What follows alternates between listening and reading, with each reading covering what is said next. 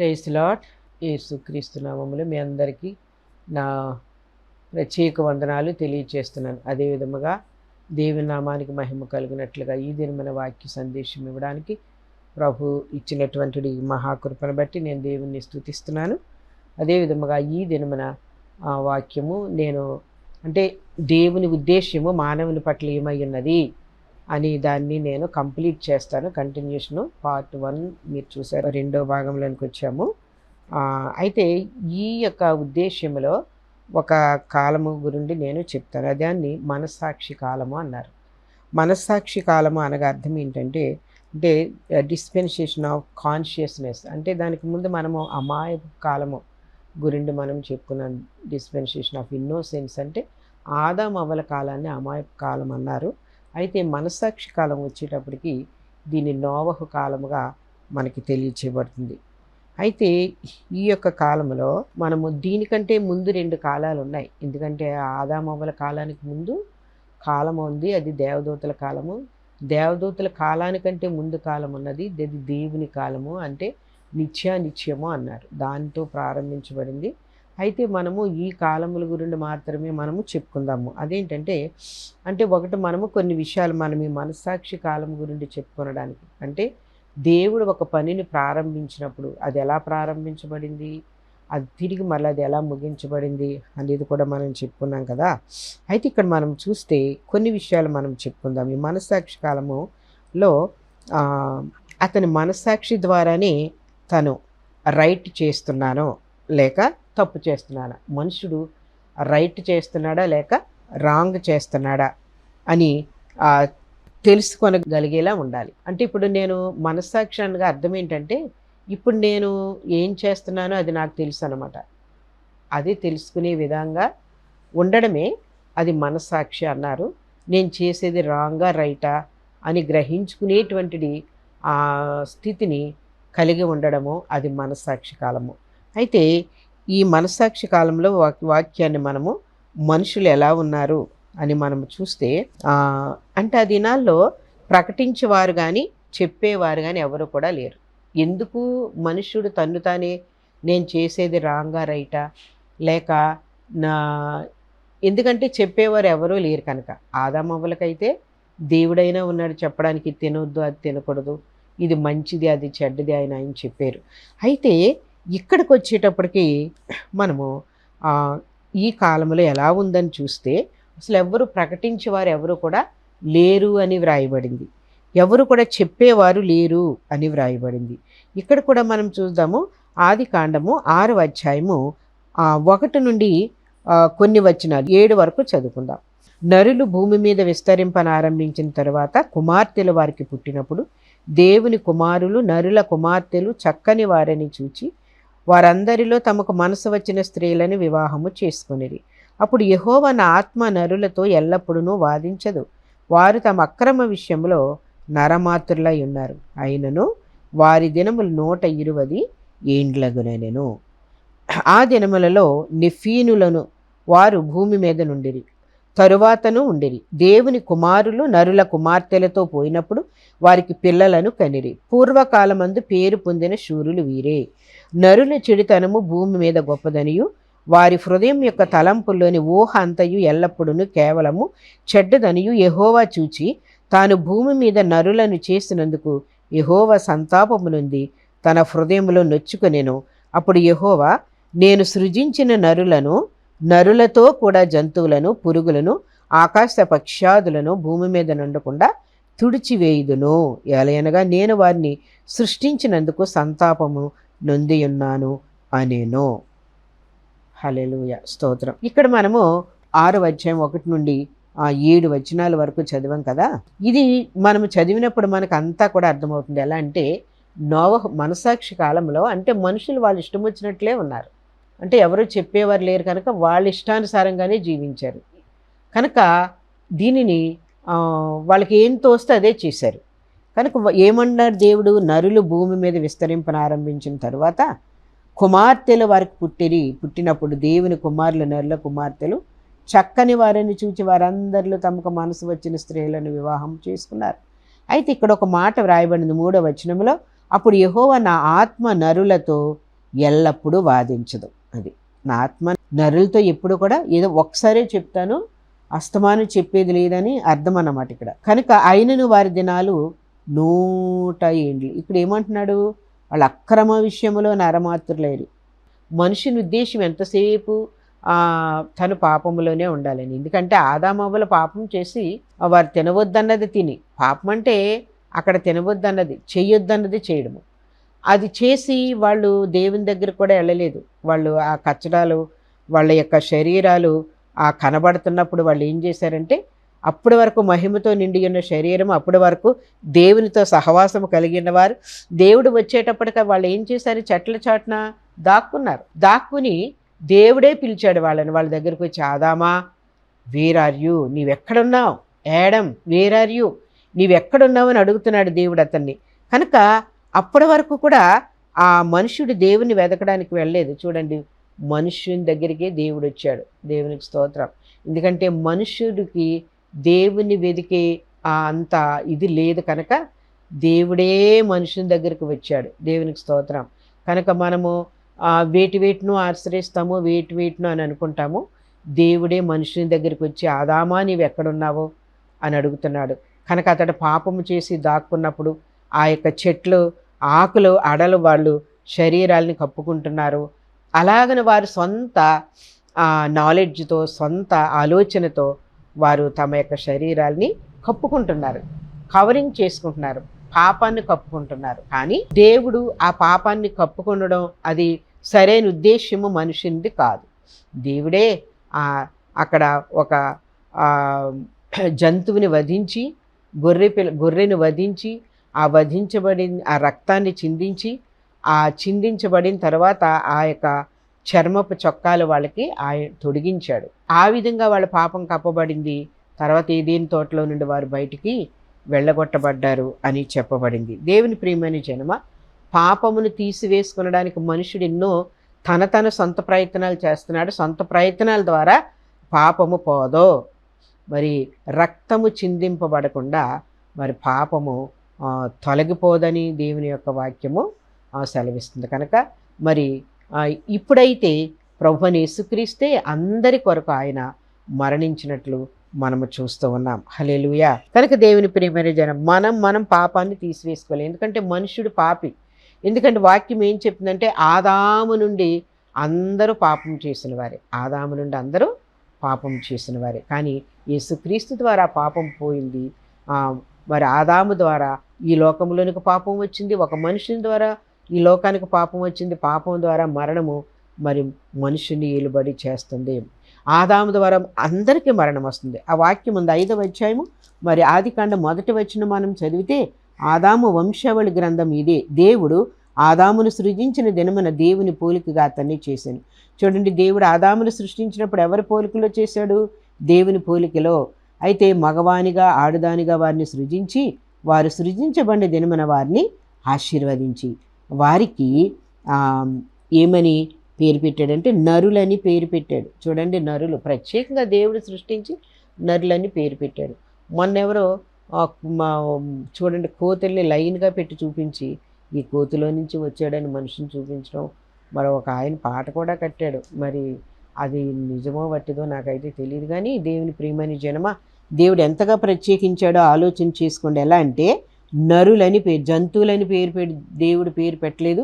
ఆడుదానిగా మగదానిగా సృష్టించాడు, మగవానిగా సృష్టించి వారిని ఆశీర్వదించి, సృజించబడిన దినమనే వారిని ఆశీర్వదించాడు, వారికి నరులని పేరు పెట్టాడు. ఆదాము 130 ఏండ్లు బ్రతికి తన పోలికగా తన స్వరూపంలో కుమారుని కని అతనికి షేతు అని పేరు పెట్టాను. షేతును కనిన తరువాత ఆదాము బ్రతికిన దినములు 800 ఏండ్లు.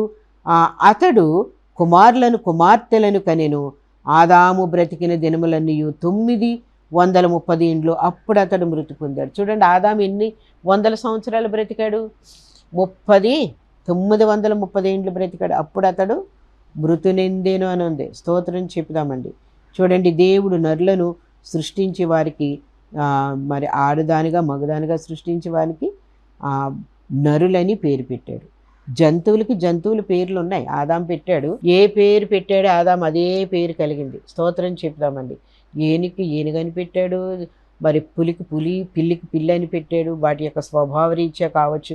కనుక వీటన్నిటిని బట్టి మనం ఆలోచిస్తే ఆదాము జంతువులకి పేర్లు పెట్టాడు, కానీ దేవుడైతే మనుషుని సృష్టించి మనుషునికి పేర్లు పెట్టాడు. హల్లెలూయా. దేవుని ప్రియమైన జనం ఇక్కడ మనం చూద్దాము.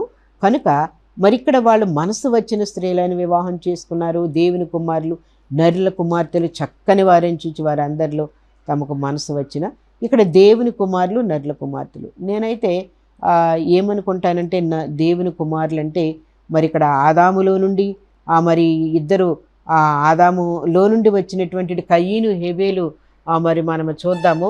మరి ఆ పాపము ప్రారంభించబడి మొదట ఆ ఇంట్లోనే ఏం జరిగిందంటే ఒక హత్య, అంటే కయీను హంతకుడైపోయాడు. మరి ఆ ఇంటిలో ఎంతో వేదన, రోదన, శోధన ప్రారంభమైంది. అయినప్పటికీ కూడా దేవుడు ఆ యొక్క విమోచన లేక ఇవ్వకపోతే ఇప్పటికీ కూడా ఆ తొందరలో అలాగే ఉండేవి. కానీ దేవుడు ఒక విడుదలిస్తున్నాడు మనుషునికి. ఎందుకంటే పాపము లేకుండా చేసుకొనడానికి ఒక మార్గం ఉంది. ఆయనే ప్రభు అయిన యేసుక్రీస్తు. కనుక ఇక్కడ మనము చూస్తే మనము వారు అక్రమ విషయములు, ఇక్కడ దేవుని కుమారులు, నరుల కుమార్తెలు అన్నాడు. నరుల కుమార్తెలు అంటే కయీను సంతానం శపించబడింది, వారు నరుల కుమార్తెలుగా. దేవుని కుమారులు అంటే ఇక్కడ మనము చూడండి పై వచనంలో 4వ అధ్యాయం 26వ వచనంలో, మరియు షేతు నాకు కూడా కుమారులు పుట్టెను, అతనికి ఏనోష్ అని పేరు పెట్టినప్పుడు యెహోవా నామమున ప్రార్థన చేయట ఆరంభించబడింది. మరి హేబేలు చనిపోయిన తర్వాత దేవుడు హేబేలు చంపబడ్డాడు. హేబేలుకు ప్రతిగా దేవుడు మరి ఒక సంతానాన్ని ఇచ్చాడు. అతని సంతానంలో నుండే షేతు అని పేరు పెట్టారు. మరి షేతునకు కూడా కుమారుడు పుట్టాడు. ఆ కుమారుని ఎనోషు. అతని కాలంలోనే యెహోవా నామమున ఏం ప్రారంభమైంది? ప్రార్థన ప్రారంభమైందని చెప్పబడింది కదా. దేవునికి స్తోత్రం కలుగును గాక. మరి ఇక్కడ మనము హానోకును చూస్తున్నాము. హానోకు కుమారుడు మెతుషెల. మరి హానోకు అయితే దేవునితో నడుచుచు కుమారులను కుమార్తెలను కని మరి హానోకు దినములు 300 ఏండ్లు. ఆ తర్వాత అతడు దేవునితో నడిచిన తర్వాత దేవుడు అతన్ని తీసుకొని పోయాడు కనుక అతడు లేకపోయాడు. అయితే మెతుషెల 180 ఏండ్లు 7 ఏండ్లు బ్రతికి లెమెకును కనెను. మెతుషెల లెమెకును కనిన తర్వాత 780 ఏండ్లు బ్రతికి కుమారులను కుమార్తెలను కనెను. మెతుషెల దినములన్నీ 969 ఏండ్లు. అప్పుడు అతడు మృతి పొందాడు. మనము ఈ యొక్క జనరేషన్ అంటే జినాలజీ ఈ లిస్ట్ మనం చూస్తే ఎవరి తర్వాత ఎవరు పుట్టారు అనేది చాలా స్పష్టంగా ఉంది కదా. ఆదాము దినాలు మొదలుకొని మరి నోవహు దినాలు వచ్చేటప్పటికి కాల పరిమితి ఉంది, దాని లెంగ్త్ ఉంది. లెంగ్త్ ఎలా అంటే 1656 సంవత్సరాలు ఆదాము నుండి మొదలుకొని మరి మనం చూస్తే అంటే ఇక్కడ నుండి ఆదాము నుండి మొదలుకొని నోవహు కాలం వచ్చేటప్పటికి 1656 సంవత్సరాలుగా మనకి చెప్పబడింది. కనుక మనము 5వ అధ్యాయం 1 నుండి 29వ వచనం వరకు మనము చదువుకుంటే 29వ వచనంలో ఏమని అక్కడ వ్రాయబడిందో ఒకసారి చదువుదాము. భూమిని యెహోవా శపించినందువలన కలిగిన మన చేతుల కష్టము విషయంలోను మన పని విషయంలోను ఇతడు మనకి నెమ్మది కలుగు చేయననుకుని అతనికి నోవహు అని పేరు పెట్టెను. ఇక్కడ మరి మెతుషెల 970 ఏండ్లు బ్రతికాడు. అతడు అప్పుడు చనిపోయాడు. ఎన్ని వందల ఏండ్లు వారు బ్రతికినా అప్పుడు చనిపోయారు. 1000 ఏండ్లు బ్రతికిన వారు 1000 ఏండ్లే ఒక విధంగా 979 ఏండ్లు అంటే 69 ఏండ్లు అంటే అతడు 1000 ఏండ్లు బ్రతికినట్లే. కనుక లెమెకు 182 ఏండ్లు బ్రతికాడు. కుమారుని కన్నాడు. భూమిని యెహోవా శపించినందువలన కలిగిన మన చేతుల కష్టం విషయంలో మరి లెమెకు కలిగిన కుమారుడికి మరి నోవహు అని పేరు పెట్టారు. నెమ్మది కలుగు చేస్తాడు దేవుడు అని. లెమెకు నోవహును కనిన తరువాత 195 ఏండ్లు బ్రతికి కుమారులను కుమార్తెలను కనిను. లెమెకు దినములన్నీ 770 ఏండ్లు. అప్పుడు అతడు మృతి పొందెను. చూడండి, మెతుషెలేమో 969 సంవత్సరాలు బ్రతికాడు. లెమెకు యొక్క తండ్రి. లెమెకు ఇక్కడ ఎన్ని వందల ఏండ్లు బ్రతికాడు? నోవహు జన్మించిన తర్వాత 770 ఏండ్లే బ్రతికాడు. అప్పుడు చనిపోయాడు. నోవహు 500 ఏండ్లు గలవాడై షేమును హామును యాపేతును కనెను. మరి ఈ యొక్క వీరిలో నుండి వచ్చిన వారు దేవుని కుమారులు. ఎందుకంటే దేవుడు అప్పుడే వేరు చేశాడు వాళ్ళని శపించినట్లుగానే. నరుల కుమారులు అంటే నరుల కుమార్తెలు అంటే నోవహు యొక్క ఆ కయ్యేని యొక్క సంతానము వాళ్ళని దేవుడు శపించాడు. ఎందుకంటే వాడు పాపం చేసి దేవుని ఎదిరించిన వాడుగానే కొన్నాడు. చూడండి, దేవునితోనే వారు తిరుగుబాటు చేశారు కనుక మనము, ఎందుకంటే సాతాను చేసింది కూడా అదే. దేవదూతల కాలాన్ని మనం ఒకసారి అక్కడికి వెళితే అప్పుడు ఏమవుతుందంటే, ఒకసారి నేను అది మీకు జ్ఞాపకం చేస్తాను ఈ వాక్యములోనికి వెళ్ళకముందు. ఎందుకంటే దేవుని దూతలు పాపము చేయడము అనేది ఏంటంటే, దేవుడు మరి దేవునితోనే ఉంటూ దేవుడే సమస్తముని ఇచ్చింది. దేవుడు సమస్తము ఇచ్చినప్పటికీ కూడా మనుష్యుడు ఇంతవరకు తృప్తి కలగపోవడానికి కారణం ఏంటంటే, దేవుని దూతలు దేవుని యొక్క సన్నిధిలోనే ఉండి వారు పాపం చేశారు. ఆ పాపం ఏంటంటే, దేవుడు నేను ఇంత గొప్ప ఉన్నత స్థితిలో ఉన్నానో నాకు ఒక సింహాసనమే తక్కువ కదా అని అనుకున్నాడు.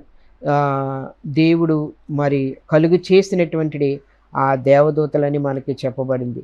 చూడండి, దేవుని దూతల్ని ఎవరు కలుగు చేశారంటే దేవుడే వారిని కలుగు చేశాడని దేవుని యొక్క వాక్యము వ్రాయబడింది. దేవునికి స్తోత్రం కలుగును గాక. దేవుని ప్రియమైన జన్మ, దేవుడే వారిని కలుగు చేశాడు. అంతేకాదు, దేవుడు ఈ భూమిని సృష్టించినప్పుడు కూడా దేవుని దూతలు ఎంతగా సంతోషించి అవి ఎంతో చక్కని పాట పాడినట్లు ఆ ఉదయ నక్షత్రములు ఏకముగా కూడి దేవుని స్తుతించినవి అని కూడా ఆ యోబు గ్రంథంలో యోబు వ్రాస్తూ ఉన్నాడు. కనుక ఇక్కడ మనము ఆలోచన చేద్దాము. ఏమైనప్పటికీ కూడా దేవుని ఉద్దేశ్యము మరి ఈ దేవుని దూతలు పాపము చేసిన వాటికి పశ్చాత్తాపము లేదు. పాపము చేసినా కూడా వాటికి ఏమి లేదు, పశ్చాత్తాపము లేదు. దేవుడు ఒక మాట అంటున్నాడు, అందుచేత పరలోకమా పరలోక నివాసులారా ఉత్సహించుడి, భూమి సముద్రమా మీకు శ్రమ. అపవాది తనకున్న సమయం కొంచెమేనని తెలుసుకొని బహుక్రోధము గలవాడే మీ యొద్దకు తిరిగి వచ్చినని సాతాను గురించి చెప్తున్నాడు. ఎందుకంటే మరి అతడు పాపము చేశాడు. అతడు పాపము చేసినప్పటి నుండి కూడా అతడు ఆ దేవుని సన్నిధిలో నుండి త్రోసివేయబడ్డాడు. ఆ త్రోసివేయబడము యెషయా గ్రంథము 14వ అధ్యాయము మొదటి నుండి కూడా మనము చదువుకోవచ్చు. దేవునికి స్తోత్రం చెప్పుదాము. అదే విధముగా యెహెజ్కేలు గ్రంథము 28వ అధ్యాయములో ఉన్నది, అది కూడా మనము చదువుకోవచ్చు. 28వ అధ్యాయం యెహెజ్కేలు 28, 11 నుండి 17 వచనాలు మనము ఒకసారి నేను చదువుతాను. యెహెజ్కేలు గ్రంథము 28, 11 నుండి 17. మరియు యెహోవా వాక్కు నాకు ప్రత్యక్షమే ఇలాగూ సెలవిచ్చెను, నరపుత్రుడా, తూరు రాజును గూర్చి అంగలార్పవచ్చును తేలాగూ ప్రకటింపము. ప్రభువైన యెహోవా సెలవిచ్చినది ఏమనగా, పూర్ణ జ్ఞానమును సంపూర్ణ సౌందర్యమును గల కట్టడమునకు మాదిరివి. ఈ యొక్క తూరు రాజును గురించి ప్రవచనం ఎందుకు చెప్పబడిందంటే, దేనితో పోల్చబడ్డాడు? ఈ యొక్క పడద్రోయబడినటువంటి ఈ యొక్క లూసిఫర్ దేవుని సన్నిధిలోంచి పడద్రోయబడ్డాక, ఎందుకంటే అతనికి ఉన్నటువంటి సౌందర్యము, అతనికి ఉన్నటువంటి ఆ యొక్క అంటే వాటి ఆ బంగారము, ఆ వజ్రాలు, ఆ గోమేదికము, రత్నాలు, నీవెలా అలంకరించబడ్డావో అది చెప్పబడింది. కనుక నీ సౌందర్యం ఎటువంటిదంటే ఒక సంపూర్ణ సౌందర్యము ఉన్నది. సౌందర్యములో ఏమీ లోపం లేదు. మరి ఆ కట్టడానికి నువ్వు మాదిరిగా ఉన్నావు. దేవుని తోట ఏదేని తోటలో నీవు ఉన్నావు. మాణిక్యము, గోమేదికము, సూర్యకాంతమణి, రక్తవర్ణపు రాయి, సులిమాని రాయి, మరకతము, నీలము, పద్మరాగము, మాణిక్యమును అమూల్య రత్నములతో బంగారములతో నీవు అలంకరింపబడి ఉన్నావు. నీవు నియమింపబడిన పిల్లన గురువులు వాయించేవారును నీకు సిద్ధమైరి. ఇక్కడ 14వ వచనములు అంటున్నాడు, అభిషేకమునందని కెరూబువై. ఇక్కడ సాతాను పడద్రోయబడక ముందు ఆ యొక్క కెరూబు ఎలా ఉన్నాడు అని చెప్పబడింది. అభిషేకమునందని కెరూబువై, ఒక ఆశ్రయముగా నీవు ఉంటివి. అందుకే నేను నిన్ను నియమించి తిని దేవునికి ప్రతిష్ఠింపబడిన పర్వతం మీద నీవు ఉంటివి. కాలుచున్న రాళ్ల మధ్య నీవు సంచరించుచుంటివి. నీవు నియమింపబడిన దినము మొదలుకొని పాపముని యందు కనబడి వరకు ప్రవర్తన విషయంలో యథార్థవంతుడుగా నీవు ఉన్నావు. అయితే నీకు కలిగిన విస్తారమైన వర్తకము చేత లోపల నీవు అన్యాయం పెంచుకుని పాపము చేసి వచ్చితివి గనుక దేవుని పర్వతం మీద నుండకుండా నేను నిన్ను అపవిత్రపరిచితిని. ఆశ్రయముగానున్న కిరూబు, కాలుచున్న రాళ్ల మధ్యను నీవు కను సంచరించవు, నిన్ను నాశనము చేసి తినానంటూ ఉన్నాడు. దేవుని ప్రియమైన జనమ, మరి ఇక్కడ చూడండి ఎంత ఉన్నత స్థితి తూరుతో పోల్చబడింది. ఎందుకంటే ఆ దినాల్లో తూరు ఎంతో ఆస్తి, సౌందర్యం, ఆ యొక్క ఆ విలువైన ఈ యొక్క విస్తారమైనటువంటి ఐశ్వర్యముతో నింపబడిన తూరు పట్టణం అది దీంతో పోల్చబడింది. ఈ యొక్క కెరూబుతో పోల్చుతూ తూరును గురించి చెప్తూ ఉన్నాడు. తూరు కూడా దినాల్లో, పూర్వపు దినాల్లో ఎంత ఐశ్వర్యంతో ఉన్నదో ఆ ఐశ్వర్యం అంతా దీని ద్వారా కలిగిందే అని మనం ఒక విధంగా చెప్పొచ్చు. ఒకవేళ ఈ దినాల్లో ఐశ్వర్యం కలిగినా ఆ పడిపోయిన కెరూబు ద్వారా వచ్చినటువంటి ఐశ్వర్యమే. దేవుని ప్రియమైన జనమా, అది మనము అంతగా మనం అవసరం లేదు. ఎవరికి వారే చదువుకునే వాక్యాన్ని గమనిస్తే సరిపోతుంది. ఒకరు చేయనక్కర్లేదు. అయితే ఈ వాక్యాన్ని చదివితే మనకు చాలా బాగా అర్థమవుతుంది. యెహెజ్కేలులో చెప్తూ ఉన్నాడు. అయితే మనము యెషయా గ్రంథాన్ని కూడా ఒకసారి చదువుదాము. యెషయా గ్రంథము 14వ అధ్యాయము మొదటి వచనంలో నేను చదువుతాను. 14వ అధ్యాయము 11వ వచనం చదువుతున్నాను. నీ మహాత్యమును, నీ స్వరమండలముల స్వరమును పాతాళమున పడవేయబడెను. నీ క్రింద పురుగులు వ్యాపించుచు కీటకములు నిన్ను కప్పును. తేజు నక్షత్రమా, వేకు చుక్క, నీవిట్లా ఆకాశము నుండి పడితివి.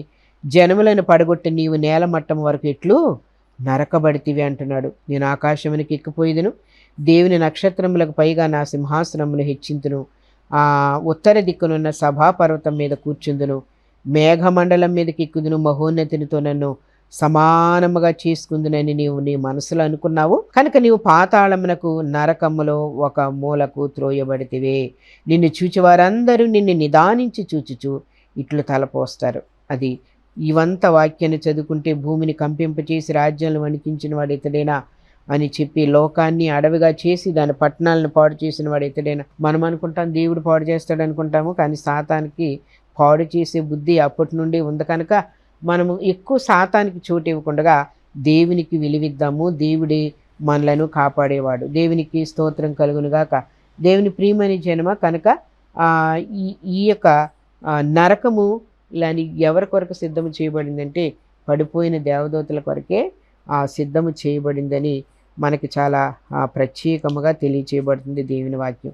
అయితే నేను దేవదూతల గురించి దినాన వాక్యం తీసుకోలేదు, కానీ అవి ఆ టైం వచ్చినప్పుడు నేను ఆ వాక్యాన్ని చెప్తాను. అవి ఎలా పడిపోయినావో చెప్తున్నాను కనుక ఈ దేవదూతల గురించి మనము చెప్పుకున్నాము. అయితే ఇంకొక వాక్యమును మనము జ్ఞాపకం చేసుకున్నప్పుడు దేవుడు మనల్ని ఈ విధంగా సాతానుని ఈ విధంగా పనిష్ చేశాడు అని మనకు వాక్యంలో వ్రాయబడింది. అయితే దేవుని యొక్క ప్రణాళికను కూడా మనుష్యుడు దేవదూతల్ని, పడిపోయిన దేవదూతలకు ఏ విధమైన శిక్ష విధించబడిందో తెలుసుకోవడం మానవుని యొక్క విధి అయి ఉన్నదని ఈ వాక్యం ద్వారా తెలియచేయబడ్డ. దేవుడు మన పట్ల ఆయన యొక్క ప్రణాళిక ఎంత ప్రాముఖ్యమైందో, దేవుని ప్రణాళిక ఏమైంది మనుషుని పట్ల అది కూడా తెలుసుకునడం కూడా మన యొక్క ప్రణాళిక. అది ఏమని చెప్తూ ఉన్నాడంటే 1వ తిమోతికి రాసినటువంటి పత్రిక 5వ అధ్యాయము 21వ వచనాన్ని మనము చదువుకుందాం. ఇక్కడ విరోధ బుద్ధితోనైనను పక్షపాతంతోనైనను ఏమీ చేయక నేను చెప్పిన ఈ సంగతులను గైకొనవలెనని దేవుని ఎదుటను క్రీస్తు యేసు ఎదుటను ఏర్పరచబడిన దేవదూతల ఎదుటను నీకు ఆనబెట్టుచున్నాను. అంటే నేను సాక్ష్యం ఇస్తున్నాను. ఇక్కడ ఏమంటున్నాడంటే మనము ఏ పని చేసినా విరోధ బుద్ధితో మనం చేయొద్దు, పక్షపాతంతో కూడా చేయొద్దు. అంటే ఏమీ చేయొద్దు. నేను చెప్పిన సంగతులు మనము గై కొనడము, దేవుని ఎదుట ఏర్పరచబడిన దేవదూతల ఎదుట నీకు ఆనబెట్టుచున్నాను. చూడండి, దేవుని ఎదుట ఈ మాట తిమోతికి వ్రాస్తూ దేవుని ఎదుట చెప్తున్నాను. ఏర్పాటు చేయబడినటువంటి దేవదూతలు అంటే ఎలక్టెడ్ ఏంజిల్స్ అన్నమాట. వాటిని బట్టి కూడా కొరకు నేను ఈ మాట నేను చెప్పుచు చదువుతున్నాను.